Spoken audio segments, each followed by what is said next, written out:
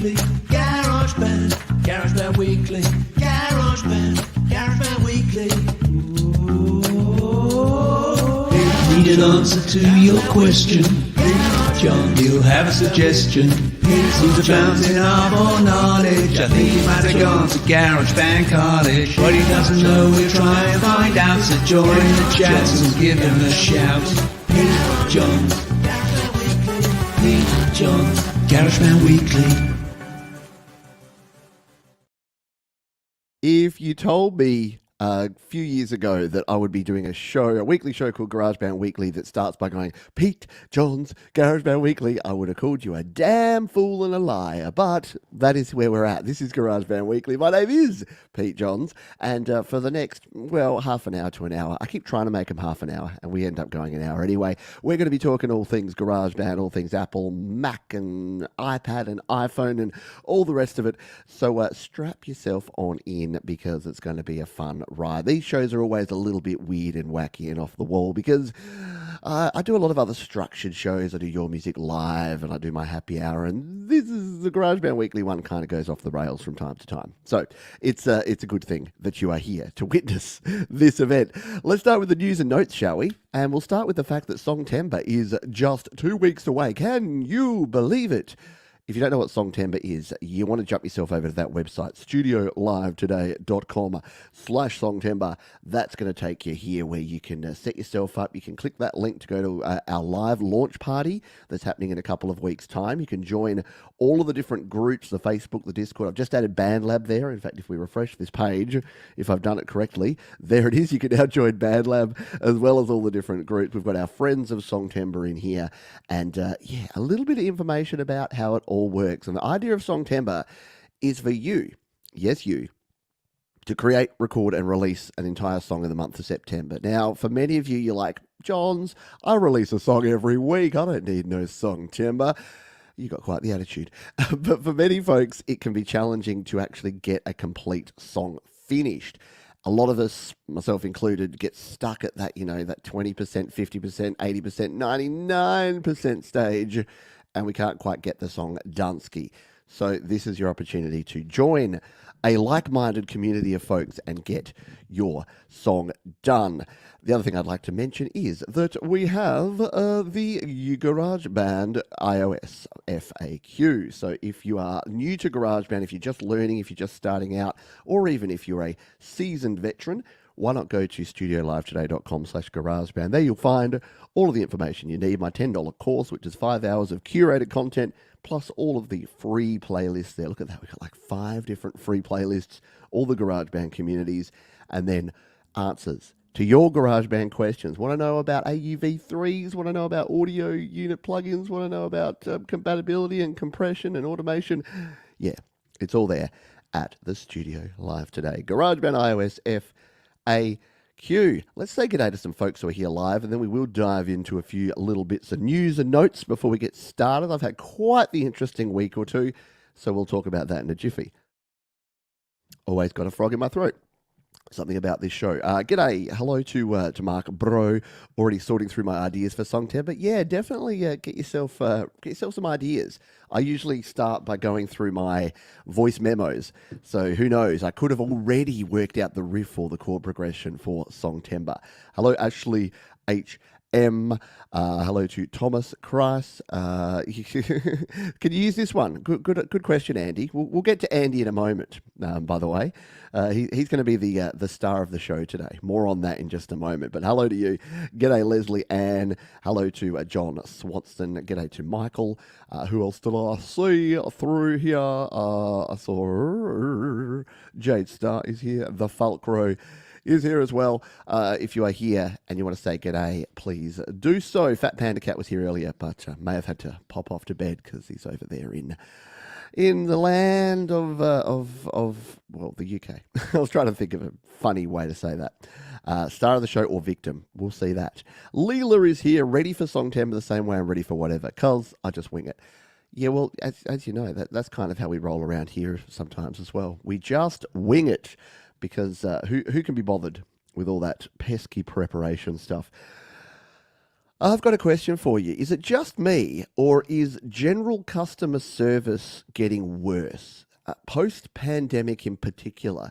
And I got my own thoughts and views about this, but the last couple of interactions I've had with businesses, with buying things online, which we'll talk about in a moment, with getting services online, with just getting a tradesman around to fix something in my house, it's been shite, to be honest.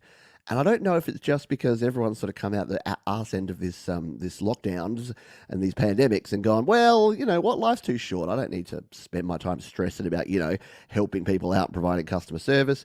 So they've like quit their jobs, and maybe people that are working in these jobs are now very like whoever you can get. Apparently there's such a shortage, such a crisis of staffing in a lot of places that if you basically just put your hand up and say, I'll do it, they're like, all right, when do you start? Right now. Okay. Trading? No, just go in, just do it.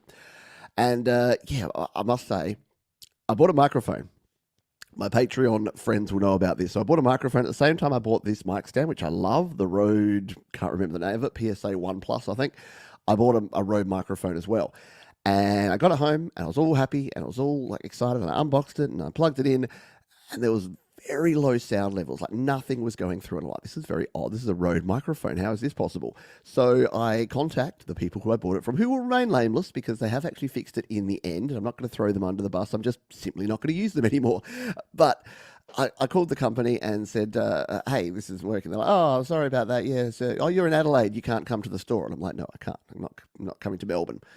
Little hint there. I'm not coming to Melbourne to return this item. So they sent me a shipping label, and I shipped it off. Fair enough. It arrived, and I said, okay, you've got it. 2 weeks later, crickets. I've heard nothing. Excuse me, anything happening with this? I'd really like a refund, please. Oh, yeah, our tech team are going to look at it. Okay, you're going to look at it, plug it in. It doesn't work. It's not like rocket surgery here, folks. So a week later, still nothing. Excuse me, can I please have my refund now? Oh, yeah, our tech team have been a little behind, but they'll look at it as soon as possible. Another 2 days pass, and then I'm about to get up on my high horse and just start ranting, and then I finally get an email say, oh, they checked it, and yeah, you're right, it's not working. So and then they say, would you like a replacement credit or a refund? And I'm like, refund, please, for the third time. It was mind-numbingly. I don't know how it could have been this bad, and maybe I just have higher expectations. But I couldn't get over the fact that something as simple as this. And here's the thing: I bought from this company again because I wanted to try and support Australian companies. Local, buy local, help people out after all the trouble that we've had. But I'm going back to Amazon. In all honesty, if I'd bought this through Amazon, I would have returned it. They would have had the money back in. When I had an Amazon return recently, exact opposite experience. I went onto their chat and it took me straight to a person. I said, hey, this thing's not working. They're like, sorry to hear about that. Please just print out this label or use this bar. I didn't have to print a label. It was like a barcode. I took it into the post office. I handed them the thing and the post office said, cool, scanned it and it went off. That day, they put the money back in my account. So the difference between the Amazon, like you can say what you want about Bezos and them taking over the world, but they get it right. It's a bit like Starbucks. You can say that Starbucks isn't real coffee and blah, blah, but they make good coffee and, well, some people say good coffee, and they've got a good model for it. And unfortunately, the same with Amazon. So I would like, if there's someone out there, if anyone out there has good experiences or good recommendations from a company, and I know my US friends will immediately say Sweetwater, Sweetwater, Sweetwater. We don't have Sweetwater in Australia. They won't ship to us. So, yeah, there you go. Yeah, not rocket surgery, is it? No. Michael says, yes, I feel post-pandemic people have been more stressed and social isolated, not alone, but lonely. Yeah, and that may be it. It may be just that, that people are pushing their feelings onto the way that they're doing their work. Unmotivated, nobody really wants to work anymore. Certainly no extra effort. Yeah.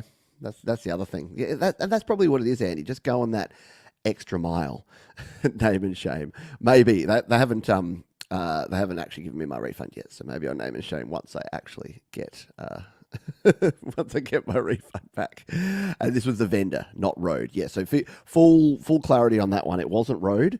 Unfortunately, the microphone was faulty. I also have a bit of an idea that it was maybe already an opened package when I got it. And again, I got no proof on that, but sometimes when it's sealed, but it's not quite sealed, it's almost like it's been resealed.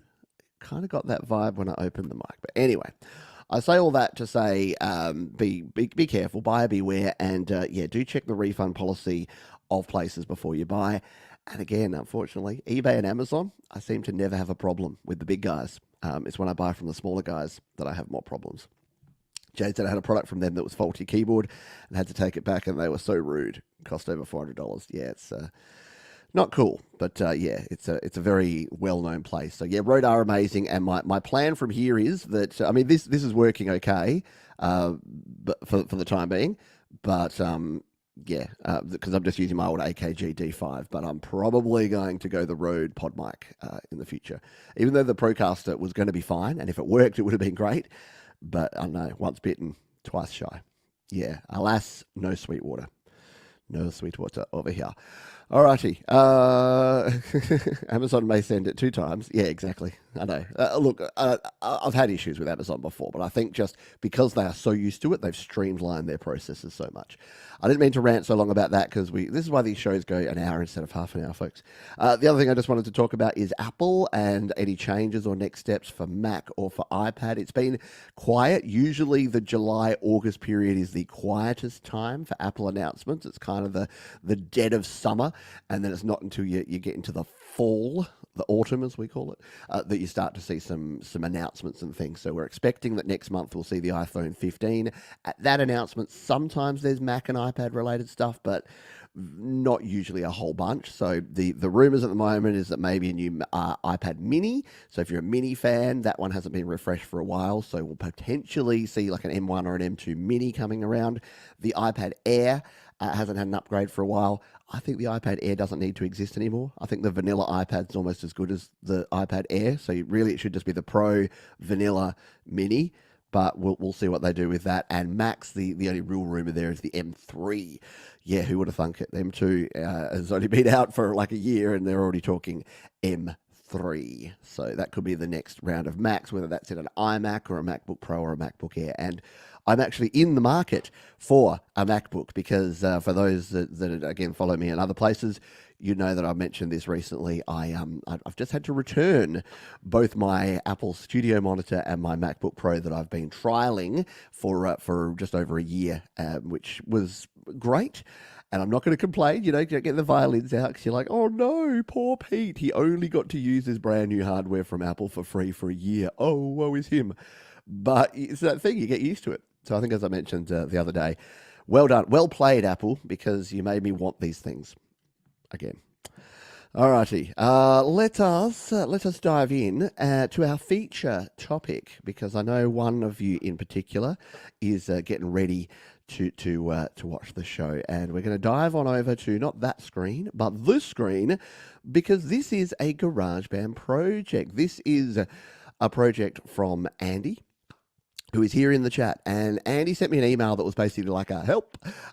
He said, I'll paraphrase, but he said, I'm working on my first GarageBand project ever. My first song ever, I believe, Andy. You can correct us if I'm wrong there. But yeah, I'm working on my first track and I can't get the drums right. And he sent it through to me. He also is a patron, and he also bought a T-shirt. So good on you, Andy. Flattery does get you everywhere around here, apparently. But I said to him, look, I'll have a quick look and a quick play. And I opened up the project, which is here, which we'll play and listen to in a moment. And I went, yeah, there's a few things in here that I gave him some tips to do. And I thought this would actually make a good topic, because I know many of you are not doing your very first project in GarageBand, but there are people that come to me and say, I'm doing my first project and I don't know what to do. I don't know what's going on or why it's working or why it's not working. So I thought we'd go through this project, and Andy, again, has been very brave to just allow us to use this live here on the show. So thank you again to you, Andy. So I think we should get some horns and some applause in the chat, because the amount of bravery to release your own music to the world is one thing. To hand something over to someone that you know needs to be worked upon, and it's your first time, that takes ultimate bravery. So huge thanks to Andy for doing that. But what I thought I would do is we'll play the track. I'll go through, not to say what I would have done differently, but kind of. So some of the things that Andy could perhaps do to learn for future projects. And then we're going to dive in and take a look at this project and see what we can do to get this one sounding the best it can. And then, of course, I'll hand it back to Andy, and he can go his hardest and either use my changes or use some of the ideas that I've put in there or whatever he likes. So this is the track that we have. The name of the song, that's actually a really good question. I've got to go back to my emails to remember the name of the song. Andy, if you're here in the chat, let us know the name, but I'm going to jump in here and find your OG email, because it's just called Why. What was it called in the project name here? I've put it here in my collaborations folder. This one here. YBIF11. So I've forgotten what it's called. So let me just bring up Andy's email over here, and I'll see if it has the name of this one. It doesn't. It's just, but he does say it's a cowboy retro rock ballad. But YB, you'll have to tell us what that actually stands for. Let us know. Alrighty. Yeah. YTOIF11. There you go. All right, we'll go with it. Yes, the chat did go down. Apologies for that. YouTube are having some challenges of late with their chat, so apologize for that on their behalf. Let's play this track. So I'm going to play it as is, as we got it through from Andy. I'll play it through. I'll check. I'll sort of solo in and out some of the different instruments and tracks here, just to get to learn. And this is what I do when I get a track: is I start sort of learning about the track, what I think we should start doing with it. So without further ado, let's hit play.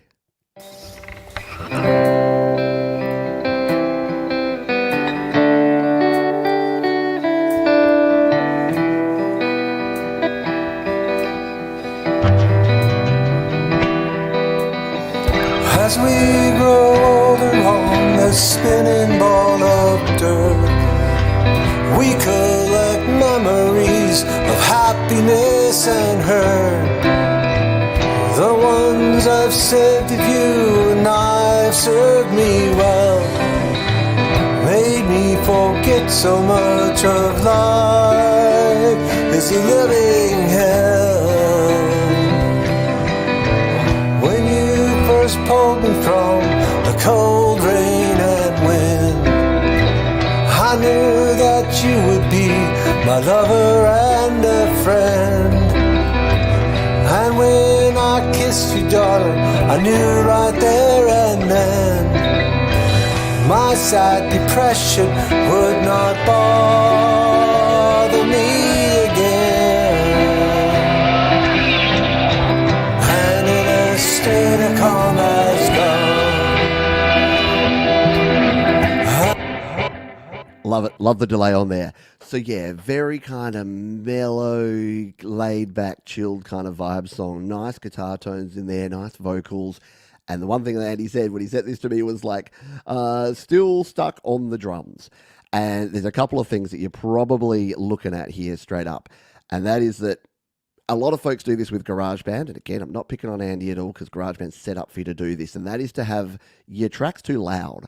Because here's the thing, once you get to 1, 2, 3, 4, 5, 6, 7, 8, 9 tracks, if you've got them all even around that middling volume that GarageBand defaults them to, they're going to sound too loud. Because the way that sound works is it kind of builds and builds and builds on itself. So that's the number one thing that I said to Andy. I'm like, if you do nothing else, turn everything down and start with like a faders down mix and sort of bring everything in, because the reason that these drums that Andy's added in here, we can't actually hear them cutting through, is that everything else is too loud. So the drums are sitting and being buried underneath. But that's an easy fix, and that's something we can do. The next thing you've probably noticed here, and I said to Andy, oh man, your game is that he's gone off the grid. So you'll see here, he's turned it into, he's turned off the tracks. So we're just here in time mode. And the reason for that is we don't have a click track. We're not playing to a click track, and we're not playing to a drum track here at all. So these drums are going to have to be hand played in, which does add a layer of complexity. It doesn't make it impossible, but it makes it a little bit trickier to get this sort of sound that you want, because I don't know, it means you can't use drummer, it means you can't use loops, it means you can't use quantization. So it does kind of mean, and look, it adds a lot to it as well. And it's definitely something I've said in the past, especially when you're doing sort of acoustic stuff or more folksy music, going off the grid, nothing wrong with it whatsoever. but it does definitely add a layer of complexity to it.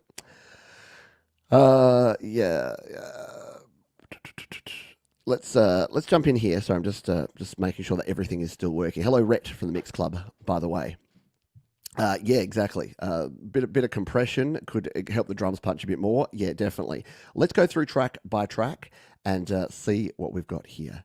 I'm a live guy, or recording videos live. Yeah, exactly. And when you come from that sort of live environment, then you just want to lay it down as you lay it down. So yeah, and I'm not saying you need to go to a click track, but it definitely makes it easier. You've leveled up. You've gone into hard mode straight away by being off the grid. Doesn't mean that you can't do it.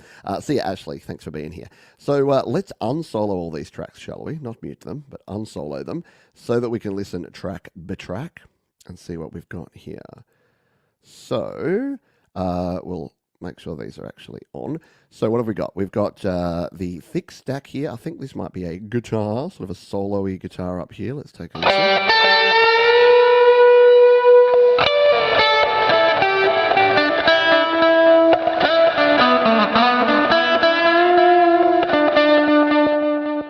Very nice guitar solo going up there. We've got the bass here, which seems to just be a bass.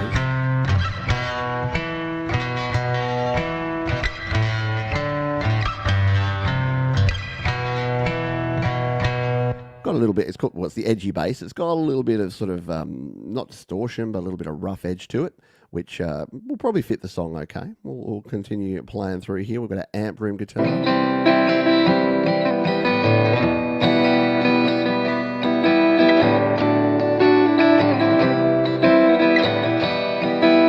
Sounded very cool.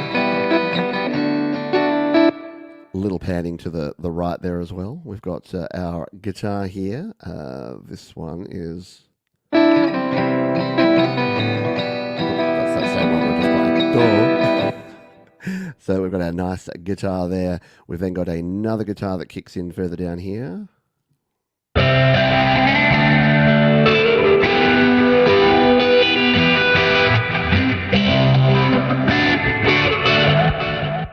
So I like the tone choices here on the guitars are cool.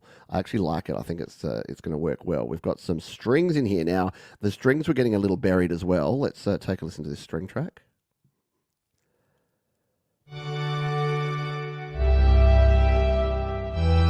Nice.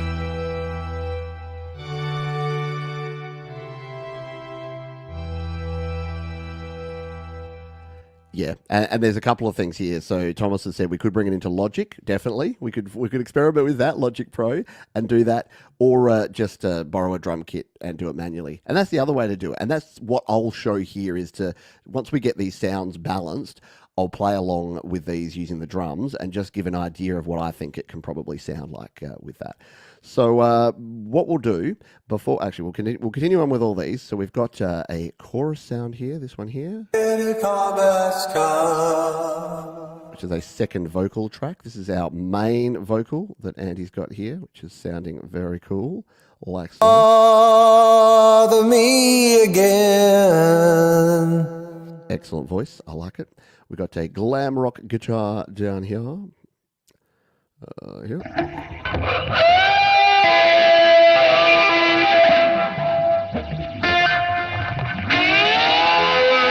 Love the slide. Really works well for it. And then finally here is our drum kit. So these are just the scratch drums that Andy's played along here.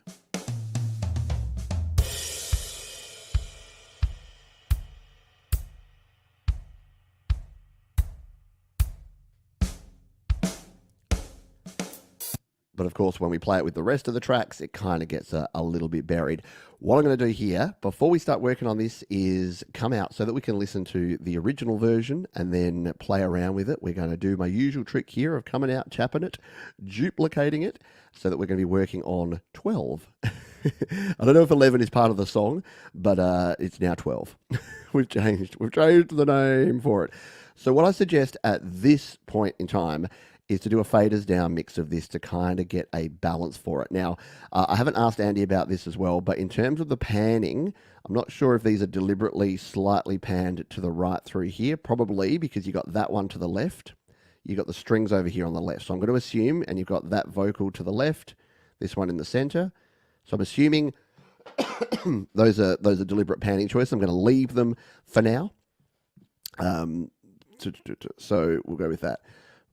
What did Eddie say? Trying to do instruments that you don't hear or copy. Yeah. Yep, exactly. So let's turn all these down to 0, and we'll build up our mix here. Oh, see, I'm going to have to use my fingers because there's still problems with the mouse support here in iOS 16. I'm hoping that gets fixed in 17. Sometimes when you click and try and drag something, see how I'm clicking and dragging that fader? It doesn't actually work. It won't select and it doesn't click and fade. So let's turn these drums up and go to a part where most of our instruments are playing. So we'll come further down here into the track. And what I like to do is put your drums up the top. Again, it won't let me drag them. So I like my drums and my bass. All of the guitars I'm going to put together. It's probably going to confuse the heck out of Andy. So I'm going to put the guitars and in the order in which they come in, just so that I can workshop this mix the best I can. And then our vocals, backing vocals, and strings. So let's bring in this bass and get this bass and drums syncing up here.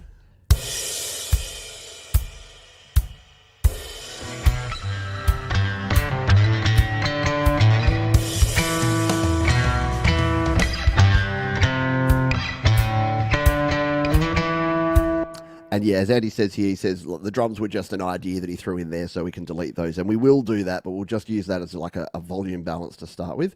So we'll just make sure that our drums and our bass sit together nicely.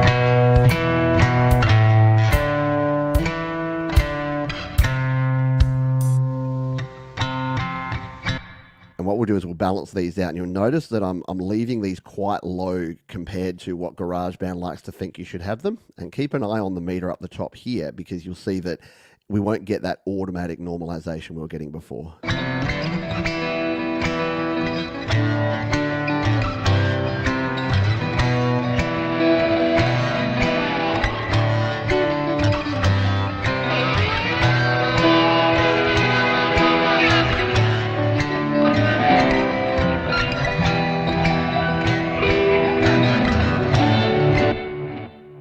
Sounding in the zone. We'll come back over to the solo here.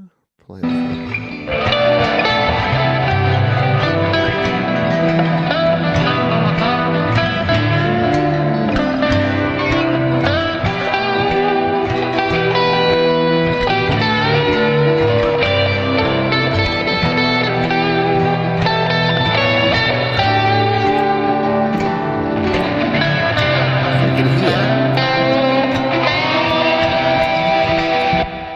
Very cool, but look at this. It's already too loud, so I'm already going to need to pull these back a little bit, because the way these guitar amp sims work is that they really do add a lot of gain to your tracks. So continually kind of molding.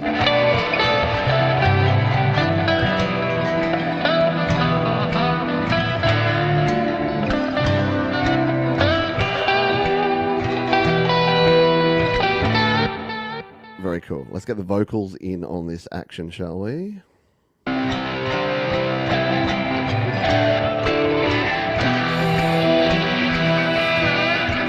Honey, the Steadicom has come. Honey, the Steadicom has come. And I know you're the one it's from.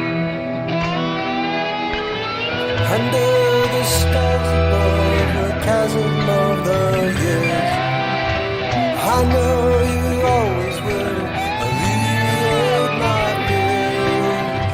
And as the morning sun comes up a new day.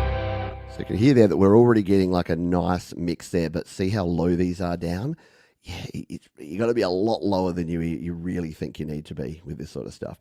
Let's play along some drums, shall we? So you could hear, I was trying to just sort of get the feel for the beat, and when you're playing along with something that's off the grid, you really got to kind of feel that groove, and that's what we're going to be doing here. So we'll add a drum track. Excuse me. Actually, first we will save, because don't forget, save often, save well, and you won't lose your stuff. We'll add a track, and we'll add some drums. So this is when I first got this track from Andy. This is all I did, is I threw on an acoustic kit here. So we'll probably need, we probably want like maybe the slow jam, or maybe the sunset kit, songwriter type kit.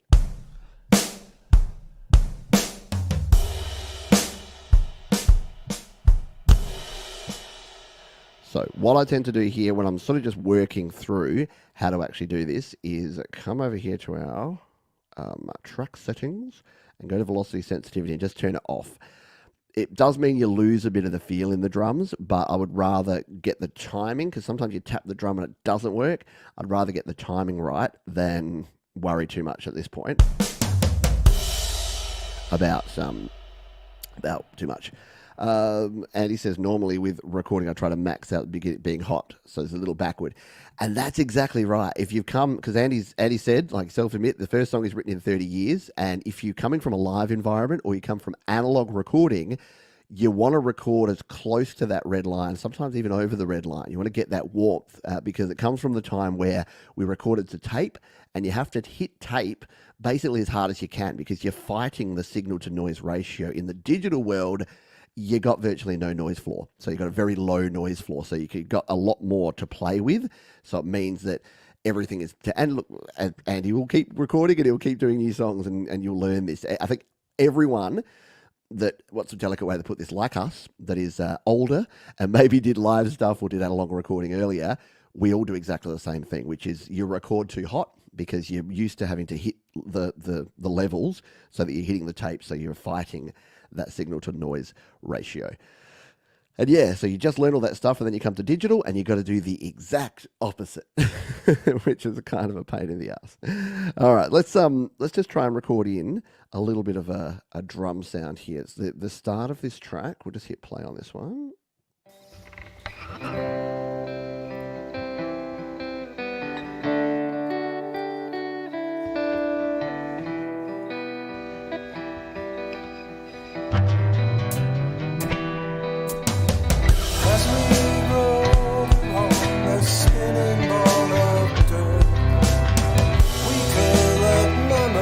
That's sort of what I'm feeling. I'm feeling like a slow jam, 1 and 3 kind of boom, boom, boom.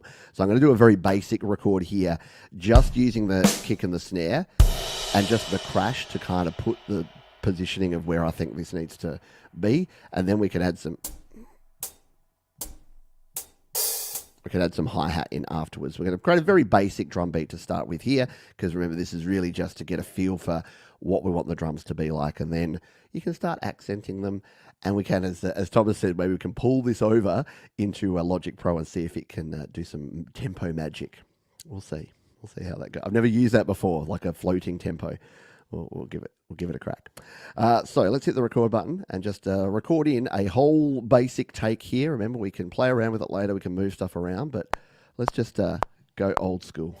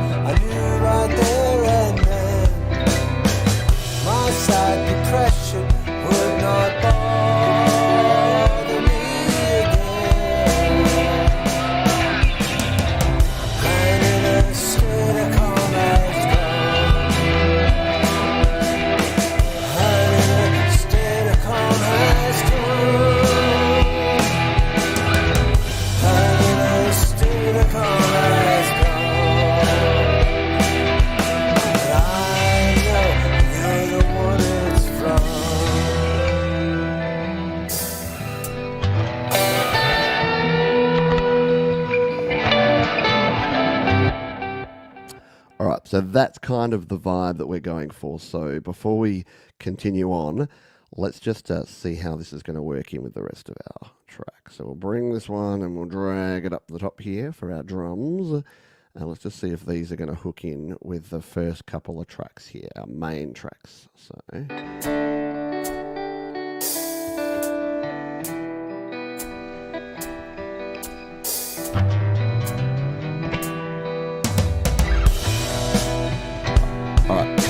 Why is it sounding so bad? Mostly because I think we've got auto quantization on here. Let's come into the track settings. Quantization, yeah. Again, tip for young players when you're first starting out with drums, if you're off the grid, come in here to your track settings. You're going to play it. Whoa, we've had a crash. We've had a crash.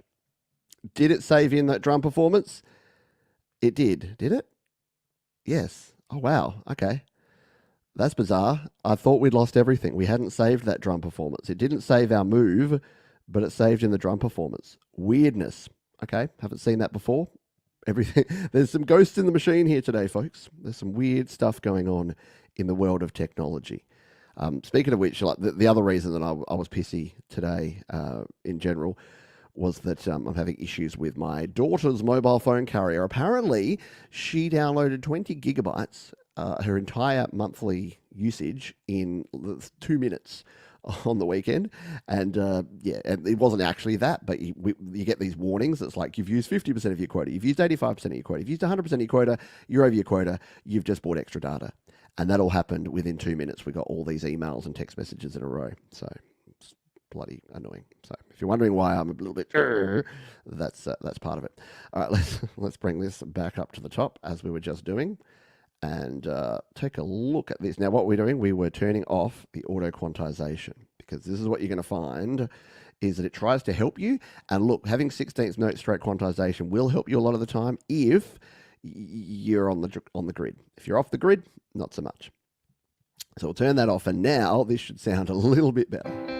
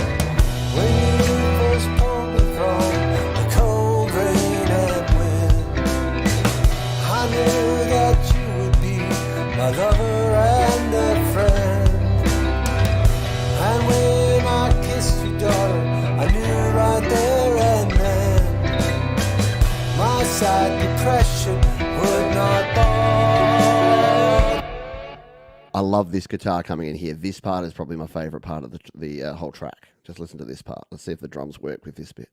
Would not bother me again. And in a state of calm has gone. And in a state of calm has come. I'm still seeing and hearing everything is too loud, but I'm not sure. What I might do is use the FX trick here. So many of you have seen and heard me do this before. The way to do this is to turn on your FX and just record in a little odd anything, just to engage the FX track. Come down to the bottom here, delete out that rubbish that we just added. Deleted. Oh, nearly. Didn't work. Again, this mouse situation is annoying me. Delete. All right, that's gone. What you can actually do is even though you don't have a master track here in GarageBand, your FX track, if you come in here and go to your visual EQ for your FX, why has it got boosts there, and there?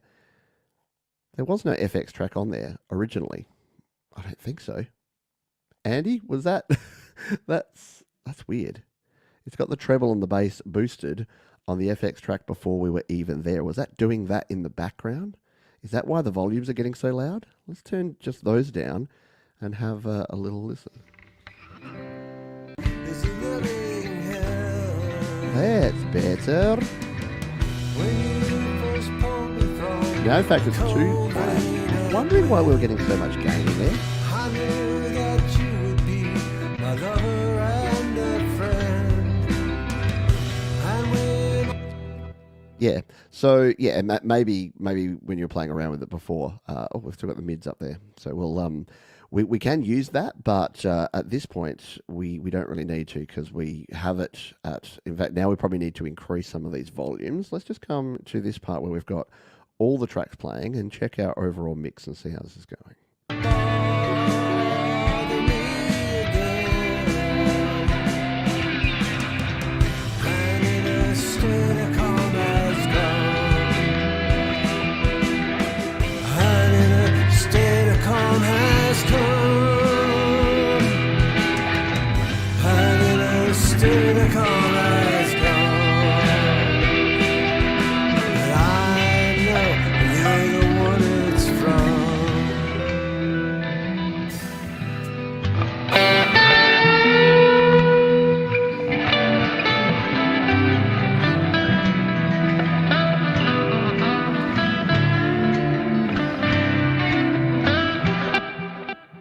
All right. So I think that's working better now. So we'll come back to the start of this one here. Alrighty.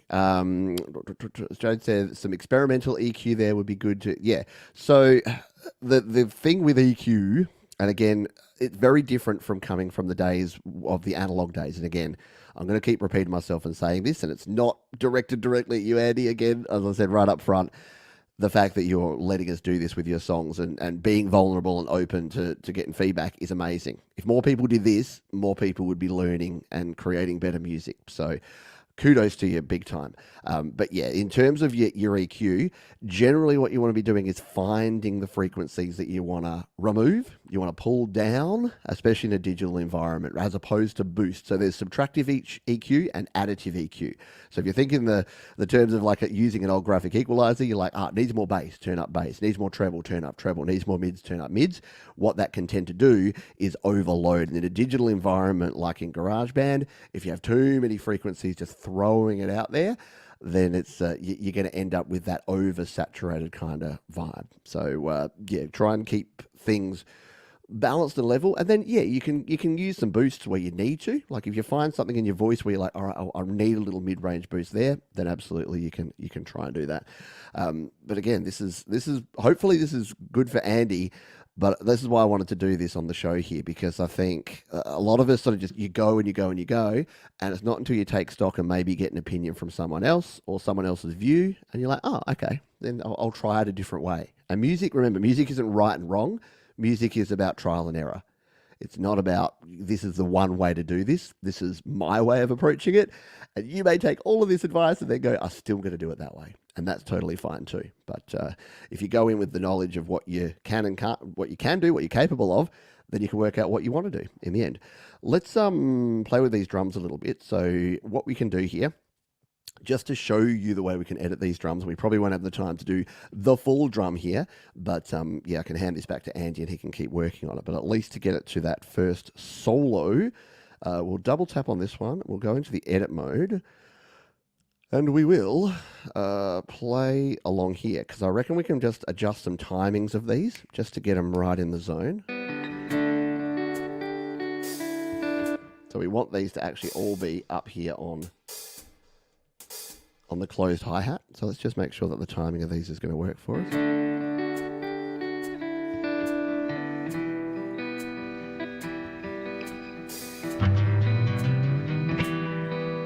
That one came in a little early, so then we can see we've got the ability to manually move these around. We can just adjust that.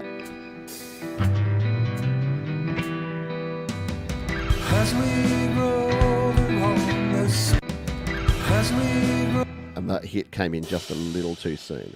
So I reckon we can just shimmy that over to the side a little bit. And the same with this one, with our kick drum. I reckon something like this. No, two. See, this is where, not being on the grid, you kind of have to use a little trial and error to get these drums right in the pocket.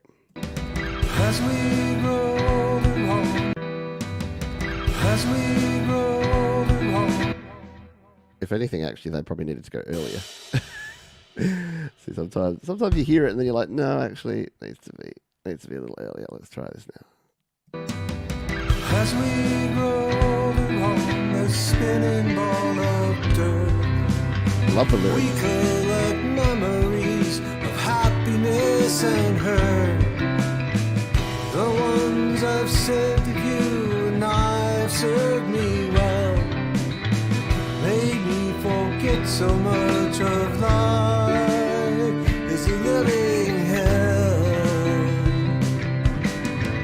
When you first pulled me from the cold rain and wind, I knew that you would be my lover and a friend. And when I kissed you, daughter, I knew right there and then my sad depression would not bother me again. And in a state of calm as gone, and in a state of calm as gone.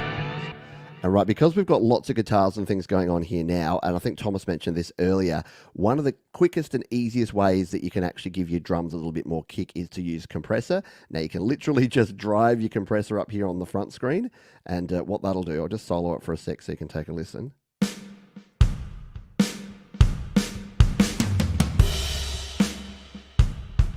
It'll start kicking through, or you can come in here to your actual compressor, and you can adjust the ratio.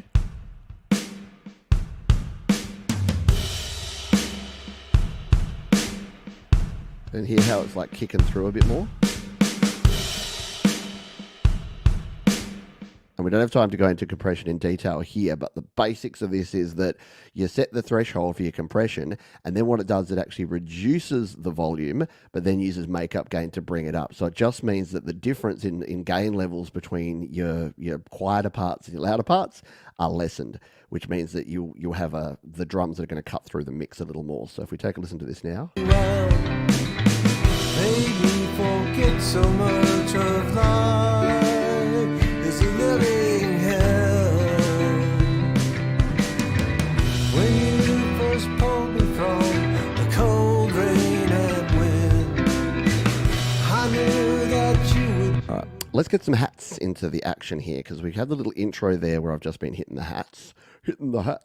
And as you mentioned, Eddie, it might be a good idea to get a real kit and just plug it in and play along. Like, I think if you just stuck headphones on and you played through 3 or 4 times on an actual kit, you might get a better feel for it than using the drums in here. But you can use the same sort of principles for setting up the track, for adding compression, for using EQ and the like in there as well.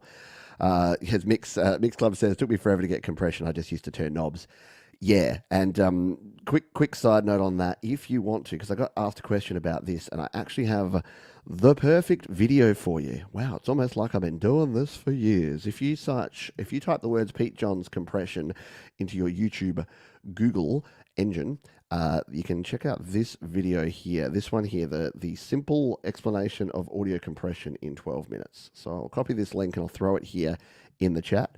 So if you want to check that one out after the show, then you can go and do that. And this one here is probably a good one too. The super basic mixing that explains volume, compression, and EQ, and how you can use those. So that's only like a 6-minute video as well. So if you're new to this stuff, whether you're Andy or anyone else watching, or either live or on the replay, you can jump in and do that. And as Leela said, if you are finding that some of it is just floating too much, yeah, like at the end of the day, you may decide that, hey, this is a great song. This song deserves to have a little bit more in the way of timing. So maybe you want to re-record at least some parts of it. Yeah, exactly. Compression can be a pig because it's quite a subtle effect. Exactly. And to be honest, the new compressor that we have in here, so I haven't played with this in a while, but if you don't use that compressor, so say we turn that one off, I haven't actually used this in a real mix before, but there is, under the AU plugins here in GarageBand, if we scroll to the very bottom, there is the... Now, which one is it? This is going to test my memory. Is it the Dynamics processor? think it might be this one. It's got, yeah. So this one gives you a visual indication of what's going on here. So you've got your attack and release over here. So you can set your attack and release using these knobs over on the right-hand side. For your compressor, you've got your master gain in the middle there. And then you can actually set this. So you can set your headroom there. You can set your compression threshold. And I'm pretty sure it actually gives you a visual representation. And what's this knob down here? That's your, oh, that's your expander. Okay, so this is a full dynamics processor with a compressor and an expander.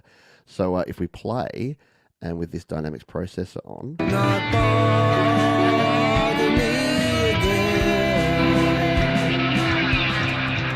And in a state of calm as gone. And in a state of calm has come.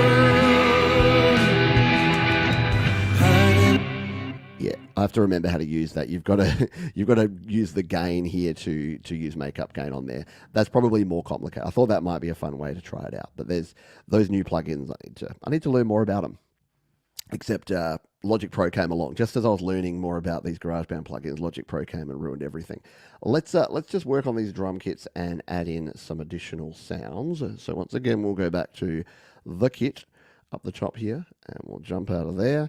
And we'll record. In fact, we might we'll duplicate this out because you can use, we've got plenty of tracks to play with here.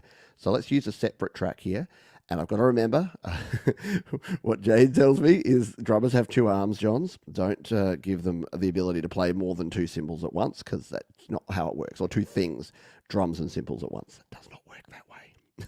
As Gary Hubbs knows. Welcome, Gary Hubbs. So what we can do here is record along with this original drum and add in the hi-hats to go along with our kick and snare and a crash. Because what I think we'll do, I'll show you what I think we'll do with this. Let's record it. So there's our hi-hats that are just our lead in.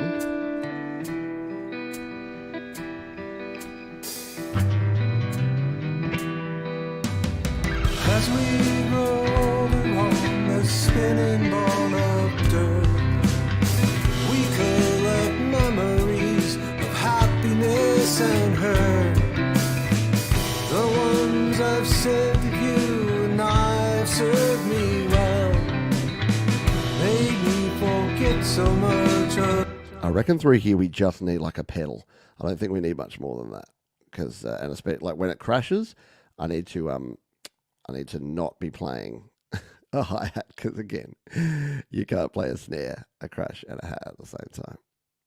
All right, we'll come back to here. We're on the wrong track, aren't we? Cue up the right track.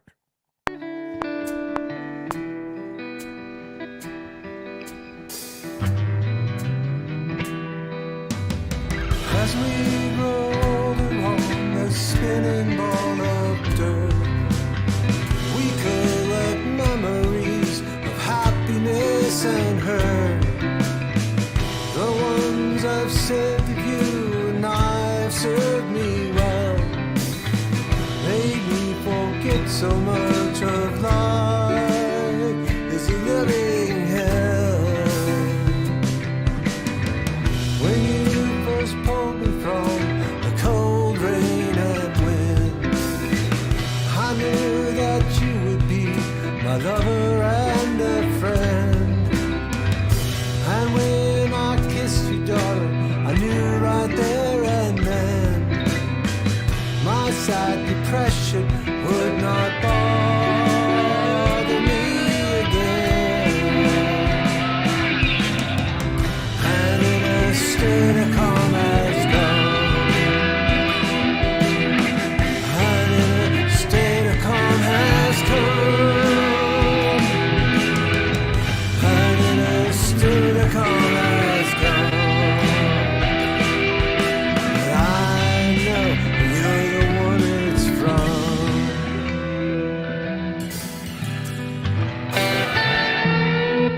All right. So yeah, that's what I'm kind of hearing for the drum pattern here. And again, we won't have the time to do it in its full entirety here. But yeah, just being able to have like I reckon the hi-hat just with a bit of pedal through there.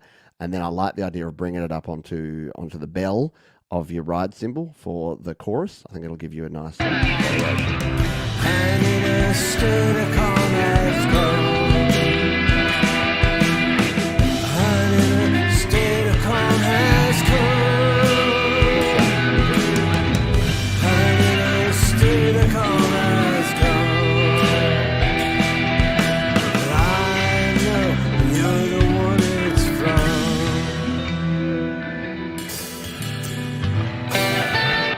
Yeah, almost like that, almost like Metallica style drum from like Nothing Else Matters. I reckon if you listen to Nothing Else Matters, even though it's not that kind of song, I think those kind of drums would work in something like this, just personally. So we will save out of this one again, and I'll summarize again, Pete's opinions, P.O. Pete's opinions on this one in terms of what I think Andy can do from here. Number one would be consider if you want to actually re-record some of these parts or the whole song to a click track. So actually setting up a drummer track and finding your tempo and then recording to that. You don't have to, but it's an option. It would just make the drums a lot easier for you to actually play in there. But yeah, especially from the original version that we had here, your volumes, make sure that they are all lowered. And when we went into the FX here, let's record this back in on the original track here. So here on the FX, the EQs here, the treble and the bass were pushed up. So this was what was creating some of that kind of overdriven pumping kind of effect on the overall track. So I like the idea. I'm all for experimentation, but I'd reduce that down. You can add a little bit of it. So that's the thing. If you just wanted to give it a little bit of a boost in there, nothing wrong with that. Just give it a little tickle there. And you can see there that you'll just get a much smaller boost on your overall EQ. And then you'll find that instead of when you're getting to these sections here and you're hitting. And in a state of calm as gold. I mean, it's okay, but what GarageBand is doing, and especially when you export it, is it'll do some auto normalization because your volume's going to be so loud on that. So what we did is in this version here, we went to a faders down remix. We added some compression to these drum tracks that we added in here to make sure that they're going to cut through the mix. We reduced the sound of these. I like the panning. I think the panning works absolutely fine. I like your vocals and the effects. I like a nice swimming in some reverb and delay on there. Added some nice reverb and delay also to these drums. And you've done what I like to do here, which is using your master reverb and echo to kind of glue the track together and put everything in the same space, which I think works well for this track. So that's it. Like it's not rocket surgery, as we talked about before. It's just making those small tweaks that are going to make your mix the best it can be. And again, when you're looking at the overall levels here in GarageBand and in digital in particular, less is more, and bringing it down. Let's see what folks are going to say. Drums sound better, but removing that hidden FX track. Yeah. So the drums, removing the FX there a little bit, and then bumping it up there. So let's, exactly. As Thomas Christ says, it's one of the easiest things to do unfortunately, to turn your volumes up too loud. Because GarageBand, whenever you add a default track, GarageBand gives you them at like basically maximum volume. So if you just sort of throw a bass track on here, you can see, look at that volume that it sets it at that like 80% mark. And if you have everything even close to there, it's way overloaded. I see too many people do it. So metronome, click track, spot on. So what you can do with that, what I would do, if I was re-recording this song right now, I would grab the metronome here. I'd start a new track. I would set up a drummer track. So just like a basic drummer track. In fact, let's just show you quickly. We're going to go over time again. We'll save out of that one. But if I was creating this as a new song, first thing I would do when I'm kicking off is I would come in here to drummer. I would put, not Anders. We don't want Anders on this one. We want maybe a pop songwriter, or maybe Mason, the Roots songwriter. We'll put him on here. I'd put a very simple drum beat on here, and just sort of find the sort of vibe that we're wanting to. We'll come up here, we'll go to your metronome, your tempo. So with this one, it'd be like, da da da da da da da da, sitting around like that 70, 76, kick it along a bit and listen.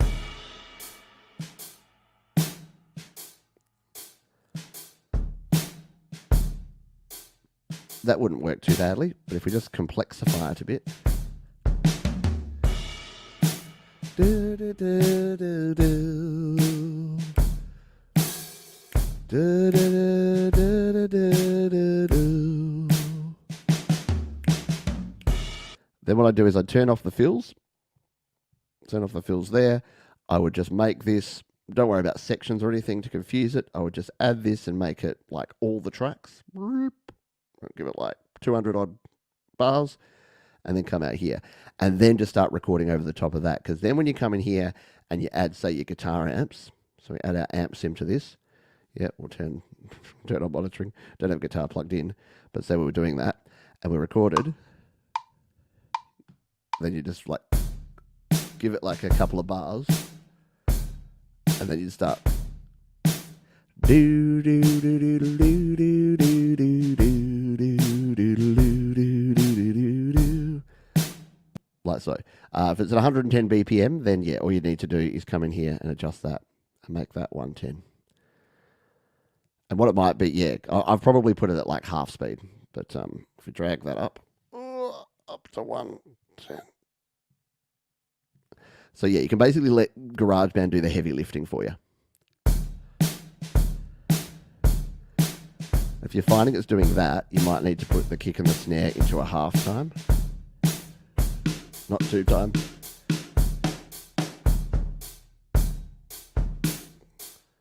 That's probably what it is.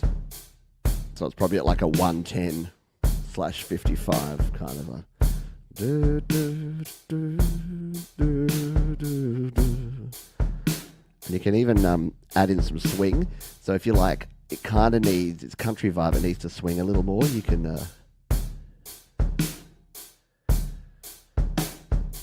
or just put a little light swing on there. Do, do, do, do, do, do, do. So I think setting, instead of using the metronome, because here's the thing, if you're just using the metronome, you're jamming out to this. Ugh. No dice. But if you just throw your drummer on here, then you can, I reckon that works well.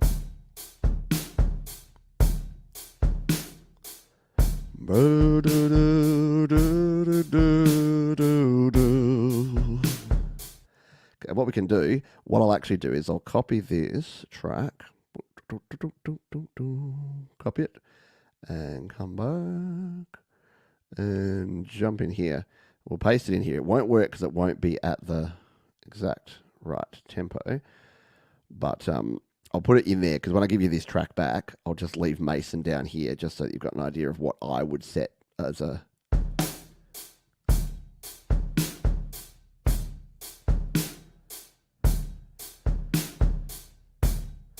Let's just turn it on and see if we can line it up.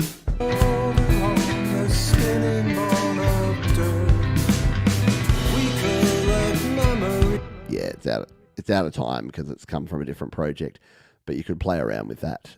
We'll leave that one muted out for now. Hello, Trevor Bear. Lose the sound quickly, as in when you're recording. Yeah, it's one of the hardest things to do is to play to a click, to be honest. It's taken me, how long have I been doing this? Like in the digital space since 2016. Still can't do it on a regular basis. That's why I have to have a drum. I can't use a metronome. I can't groove along to the metronome. I have to have a drummer track. So I tend to throw the drummer track on, throw my headphones on, turn the drums up probably way louder than you think that they should be so that you can actually feel the groove and then play along. So, and that, remember, there's a difference between your volume when you're playing back.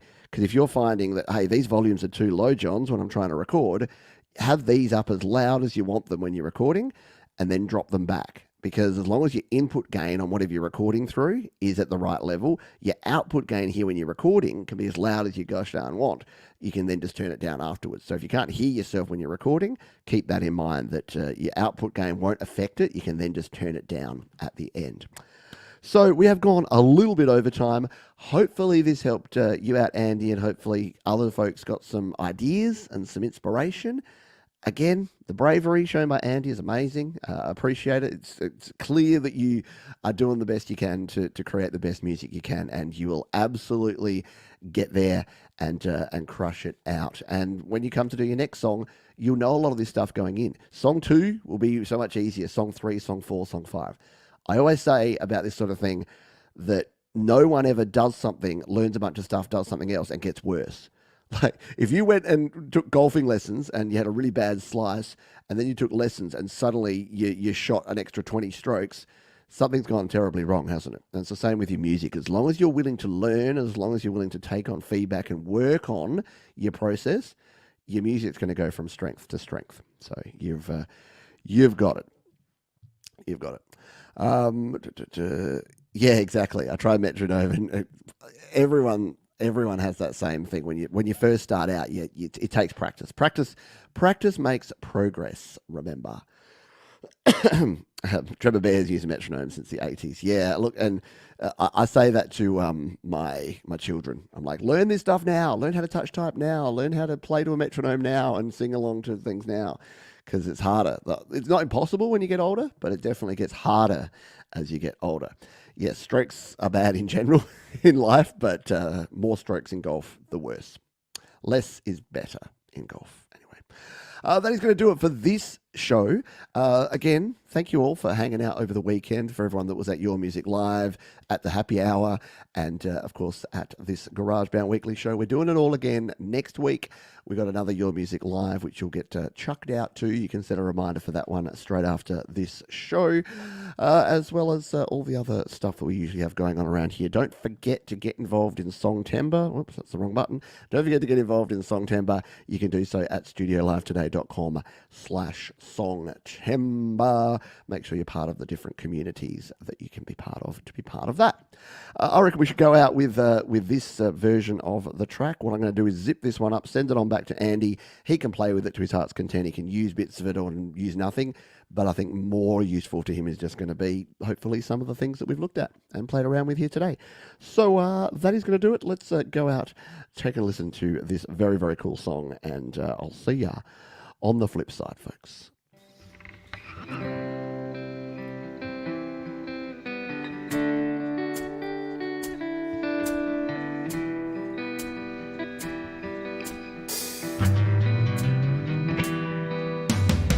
As we roll along the spinning ball of dirt, we collect memories of happiness and hurt.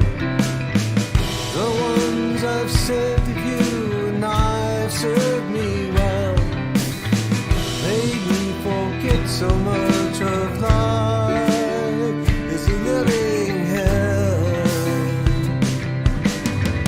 When you first pulled me from the cold rain and wind, I knew that you would be my lover and a friend. And when I kissed you, darling, I knew right there and then my sad depression would not bother me again. And in a state of calm as gone, and in a state of calm has come, and in a state of calm has gone. But I know you're the one it's from.